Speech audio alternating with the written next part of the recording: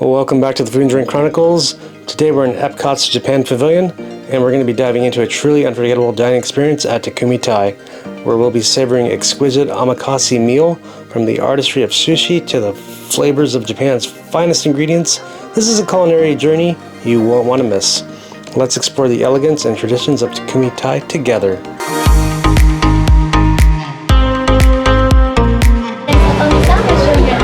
Thank you. How are you doing today? Doing great. Alright, this restaurant has a earthly elemental theming going through it. The dining area that we sat in had decorations from paper, stone, and water. So the beverages that we got included tea, Japanese whiskey from Hibiki, and water. Overall, the food was pleasant, light, refreshing, tasty, and savory. But I will say this, come prepared because it is a lot of food. It is a 7-course meal. The very first thing that we had, the first course has a bouquet of shellfish and fruit on a bed of lettuce that is served in a vessel that is chilled with ice on the bottom of it. There is a set of edamame, fish eggs, and more stuff that was handpicked by the chef. This beautiful work of art offers an exquisite amount of flavors that will complement your palate and serves as a perfect introduction for what's to come. The second course is the nigiri sushi and roll.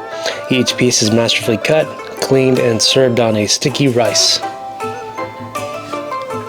The third course features a lobster tempura that protrudes from the plate with the tail sticking up. It has a savory ponzu sauce and some yuzu salt. The fourth course is a sashimi that is seasonal. It comes with a tasty sauce to enhance the flavor, just in case you don't like to eat raw fish. But the raw fish also sits on a metal mash with ice below to keep it fresh. Don't be discouraged by the raw fish. It's pleasant and refreshing, and I highly recommend it. The main course, which is the fifth course, is the yakimono. Now this is where you get to pick what you want to eat. So my wife chose the Japanese A5 Wagyu, and I went with the grilled marinated seasonal fish. We shared both of these, and I gotta say, I don't know which one I enjoyed the most, but both were mouth-wateringly delicious. It was at this point that we started to get full, but you know what? We had to push through. So the sixth course, which was a seasonal soup, was delightful, and especially after having such a big meal. So really good. I enjoyed it. The seventh and final course was a dessert. I chose a chestnut creme brulee, and my wife went with the strawberry yuzu sorbet. The presentation from these desserts were fascinating. My creme brulee was served in a decorative porcelain owl, which was cool looking. You take the head off, and boom, there was your creme brulee. And it was amazing.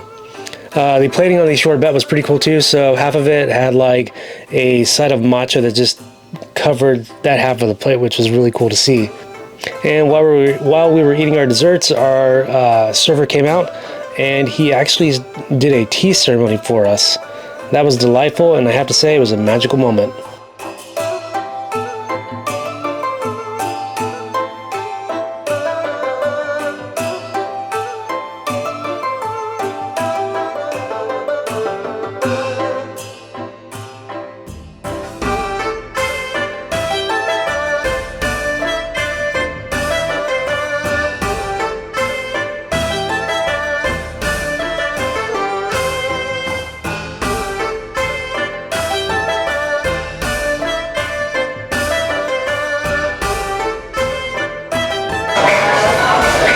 Okay, so it was a 7-course meal. Everything was amazing. Everything from the appetizers to everything between the main entree, the dessert. Even the tea was really good too. So they served us tea in an interesting way that I've never seen before or experienced. So it was a tea ceremony. Tea ceremony, yeah. I've never experienced a tea ceremony. It was really good. Food was amazing. Definitely very pricey. Would I go back? I think I would go back. if I'm willing to spend That's $2.50 per person. $2.50 per person. For like I guess the meat, omakase or fish, and then The vegetarian one? $150 or $125. I don't remember for the vegetarian. Yeah, it's between $125 and $150 for the vegetarian or plant-based option. Which I'm sure is really good. Everything was amazing. I didn't even think I was kind of worried about getting the fish because I got the fish. And Celeste got the wagyu, which I heard the wagyu was really good. But surprisingly, the fish was amazing. Very good flavor. So if you like fish, go for the fish. Definitely something to experience if you're able to afford it, but it is kind of pricey.